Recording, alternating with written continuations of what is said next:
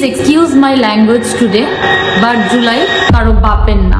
সর্বদলীয় আমজনতার জুলাই কোনো দলীয় সম্পত্তি না। কোনো রাজনৈতিক দল এককভাবে জুলাই ঘোষণাপত্র পাঠ করার অধিকার রাখে না। সারা বাংলাদেশের মানুষ 18 জুলাই দেখেছে গাট্টি বস্তা বেঁধে পাবলিক বিশ্ববিদ্যালয়ের আপনারা ক্যাম্পাস ছাড়া মানুষ, আর আমরা স্যার একটা মারলে 4টা আসে সেই আন্দোলন করে ফ্যাসিস্ট নামানোর মানুষ।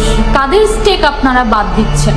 এই জুলাই অভ্যুত্থান শহীদ, আহত, প্রাইভেট, মাদ্রাসা, স্কুল, কলেজ, হেফাজত, সাংবাদিক, শ্রমিক শ্রেণী, সেনা অফিসার থেকে শুরু করে সবার এই ঘোষণাপত্র এককভাবে কোনো দল নিজেদের মতো করে পাঠ করতে চাইলে ওই সকল মানুষকে অবমাননা করা হবে যারা নিঃস্বার্থভাবে রাজপথে নেমেছিল।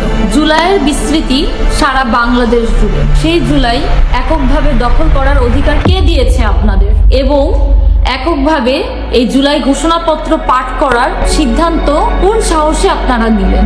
জুলাই ঘোষণাপত্র আসবে সরকারের মাধ্যমে রাষ্ট্রীয়ভাবে, এবং জুলাই ঘোষণাপত্র থাকতে হবে সংবিধানের মধ্যে সমগ্র বাংলাদেশকে নিয়ে। সুতরাং জুলাই চেতনাকে বিক্রি করে রাজনৈতিক ফায়দা হাসিল বন্ধ করুন। এসব সুবিধা অর্জনের জন্য জুলাইয়ের প্রতি মানুষের অনীহা সৃষ্টি এবং জুলাইকে প্রশ্নবিদ্ধ করা থেকে আপনারা বিরত থাকুন।